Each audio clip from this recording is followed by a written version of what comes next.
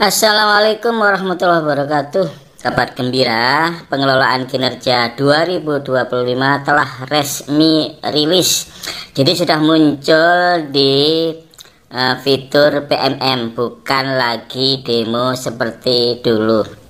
Nah, sekarang saya akan peragakan bagaimana cara mudah kepala sekolah membuat SKP atau menyusun RHK. Mari menuju ke TK. Saya sudah masuk di akun kepala sekolah, yaitu atas nama saya sendiri.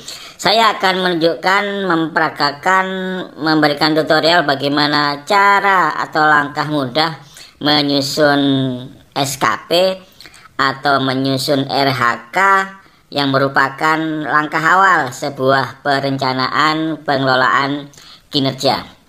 Oke, silahkan login menggunakan akun belajar.id masing-masing kepala sekolah. Kalau sudah login, arahkan kursor di sebelah kanan atas, ya klik di sebelah kanan nama kita, ada anak panah ke bawah, klik. Nah, ini untuk kita melakukan ganti periode ya, kemudian klik ganti periode. Nah, maka muncul Juli Desember 2024, ini periode tahun 2024. Oke, klik segitiga ini. Nah, sekarang tinggal kita pilih Januari Desember 2025. Nah, jadi seperti ini. Kemudian klik pilih. Nah, perhatikan ini sudah beralih atau berubah dalam periode Januari Desember 2025. Oke, selanjutnya kita akan membuat perencanaan atau membuat SKP atau membuat RHK. Jadi sebenarnya perencanaan, SKP, RHK itu istilah berbeda tetapi tujuannya sama ya, sama-sama membuat perencanaan. Nah, setelah itu kita arahkan kursor ke sini ya, pilih ke kepala sekolah, kemudian pilih sebagai pegawai yang ini ya, jangan sebagai pejabat. Nah, setelah itu di sini ada menu mulai perencanaan kinerja kepala sekolah. Jadi pengertian membuat perencanaan itu artinya kita membuat SKP. Membuat SKP itu artinya menyusun RHK. Ya, RHK itu banyak ya, nanti ada beberapa RHK yang kita susun. Nah, sekarang klik mulai. Nah, di sini ada data yang perlu kita perhatikan. Ini bisa kita edit, bisa kita tidak edit kalau memang sudah benar datanya. Ini nama sudah benar, NIP sengaja saya sembunyikan, status PNS, pangkat golongan ruang pembina utama 4C, jenjang benar, maka klik data sudah selesai. Kalau masih salah kita klik edit. Karena sudah benar maka klik data sudah sesuai. Nah, ini kita konfirmasi lagi, data sudah benar. Nah, setelah itu kita masuk ke tahapan praktik kinerja. Berarti kan ada 4 langkah untuk membuat perencanaan kinerja. Yang pertama adalah praktik kinerja. Ini sama persis ya, sama persis dengan versi 2024. Ada 8 praktik kinerja yang kita pilih salah satu saja. Ini tampil 2 macam ya. Yang pertama adalah memandu perencanaan pembelajaran, yang kedua presentasi visi misi sekolah. Kita scroll ke bawah. Yang ketiga presentasi program sekolah, yang keempat refleksi pengelolaan kurikulum satuan pendidikan, yang kelima aktivasi kegiatan komunitas belajar, kemudian siklus peningkatan kualitas praktik pembelajaran. Nah, berikutnya siklus peningkatan kualitas praktik pembelajaran sampai dengan refleksi program pengembangan kompetensi guru. Nah, ini sama seperti versi 2024 ya. Jadi ini kalau kita lihat semuanya ada 8 ya. 1, 2, 3, 4, 5, 6, 7, 8. Pilih salah satu. Oke, misalkan saya milih yang paling bawah ya. Refleksi program pengembangan kompetensi guru. Nah, setelah itu kita pilih ke pengembangan kompetensi. Klik. Nah, oke. Nah, pengembangan kompetensi ini yang berbeda dengan versi 2024. Nah, kalau versi 2020 itu ada 18 pilihan ya. Masing-masing pilihan itu ada poin-poinnya. Misalkan kalau webinar poinnya 4, kalau pelatihan 2-3 hari poinnya 8 ya, pelatihan mandiri di PMM poinnya 8. Apa lagi, berbagi praktek baik di komunitas belajar poinnya 4 dan lain sebagainya ya. Nah, ini tidak begitu. Ini untuk pengembangan kompetensi itu diambil dari model kompetensi kepala sekolah ya. Kalau tidak salah Perdirjen 7327 tidak salah ya. Kalau tidak salah. Di situ ada 3 kompetensi kepala sekolah ya. Ada 3 ya. Kalau guru kan 4. Nah, kalau kepala sekolah cuma 4. Nah, cuma 3. Kalau guru itu 4, pertama sosial, yang kedua kepribadian, profesional, dan pedagogi. Nah, kalau yang kepala sekolah tidak ada pedagogi, cuma 3 ya. Cuma 3, tapi ini dirinci menjadi 10, nah salah 10 atau 12 subkompetensi. Nah, itu yang kita pilih ya. Nah, perhatikan ya, ini ya, yang pertama misalkan ya. Kepala sekolah melakukan kegiatan pengembangan kompetensi berdasarkan indikator kolaborasi untuk peningkatan kualitas satuan pendidikan. Kemudian kepala sekolah melakukan kegiatan pengembangan kompetensi berdasarkan indikator keterlibatan dan seterusnya. Nah, ini yang kita pilih. Nah, ini pilihan ini itu berdasarkan tadi Perdirjen 7327, tidak lagi 18 kompetensi yang mengandung poin-poin gitu ya. Nah, ini sebaiknya itu kita melakukan refleksi dulu ya.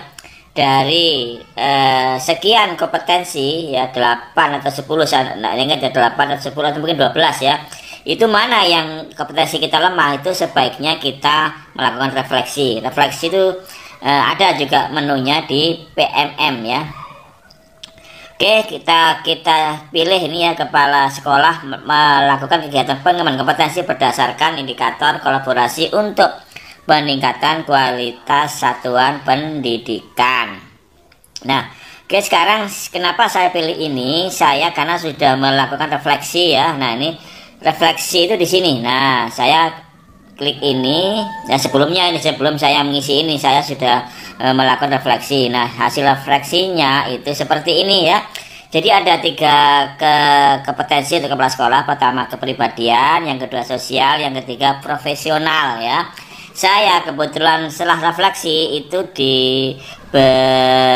diberikan rekomendasi. Saya lemah di sini, kolaborasi untuk peningkatan kualitas satuan pendidikan. Ya, nggak tahu ya kok saya diberikan ini, padahal kalau secara pribadi saya itu tidak kurang-kurang ya melakukan kolaborasi. Tetapi ternyata hasil refleksi itu merekomendasikan saya kolaborasinya dibilang perlu ditingkatkan. Oke, ini saya pilih gitu kan. Oke, saya pilih kolaborasi. Oke, sekarang saya pilih kolaborasi ya. Kemudian klik ke perilaku kinerja. Nah, oke, ini sama kayak versi 2024. Ini ada 7 item ya yang disingkat dengan berakhlak ya. Itu adalah berorientasi pelayanan. Ini sudah saya pilih, yang memahami kebutuhan guru ya. Kemudian akuntabel, kompeten ya, sampai dengan kolaboratif. Ini sudah saya pilih, caranya gampang kayak dulu kan. Tinggal pilih indikator perilakunya, kemudian bagaimana perwujudan perilaku ya, nanti ini kita pilih. Setelah itu langkah terakhir menuju ke rangkuman. Klik saja ini rangkuman ya. Oke, rangkuman. Ini ada beberapa RHK ya. Jadi saya katakan menyusun perencanaan pengelolaan kinerja itu sama artinya adalah menyusun SKP, sama artinya dengan menyusun RHK. Oke, hasil kerja utama 1, rencana hasil kerja atau RHK ya, meningkatkan praktek kinerja kepala sekolah melalui observasi kinerja yang berfokus pada refleksi program pengembangan kompetensi guru guna mewujudkan pendidikan yang bermutu untuk semua. Jadi kan tadi yang 8 indikator saya milih pengembangan kompetensi. Ini tidak saya baca, nomor 2, kemudian nomor 3, 4, 5, 6, 7, 8, 9. Ya ternyata otomatis muncul 9 RHK ya.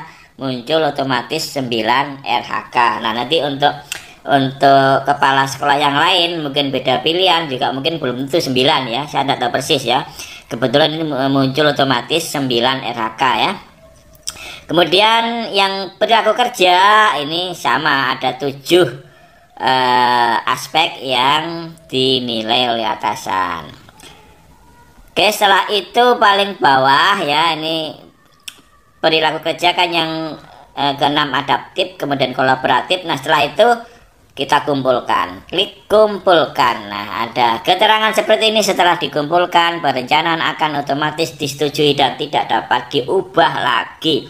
Jadi untuk kepala sekolah itu yang menyetujui itu mesin ya, aplikasi, bukan disetujui oleh pengawas, bukan oleh kepala dinas. Kalau guru itu disetujui manual oleh kepala sekolah, tapi kalau kepala sekolah disetujui otomatis oleh mesin.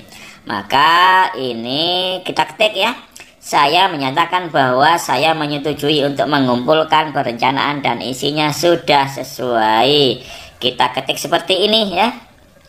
Ini masih tidak bisa ya, mohon cek ejaan dan coba lagi. Kenapa? Karena ini kurang titik. Nah ini ada titiknya, perhatikan, ini kurang titik, tidak mau dia. Tambah titik, nah ini tambah titik maka muncul kumpulkan. Oke, klik kumpulkan. Nah jadi seperti ini ya, tahap 1, tahap 2, tahap 3, tahap 4 perencanaan sudah selesai sampai ke tahap rangkuman. Kemudian klik kembali ke beranda. Nah kembali ke sini sudah ya. Maka di sini ada keterangan menunggu periode pelaksanaan kinerja. Jadi pada bulan Januari, ini ya Januari ya, walaupun ini belum Januari ya, ini masih Desember, tapi karena sudah muncul versi 2025 walaupun belum Januari, sudah saya buat di bulan Desember 2024. Nanti pada bulan Februari sampai Desember nanti ada 4 tahap yang harus kita lakukan. Pertama adalah persiapan praktek kinerja, nanti membuat jadwal seperti dulu.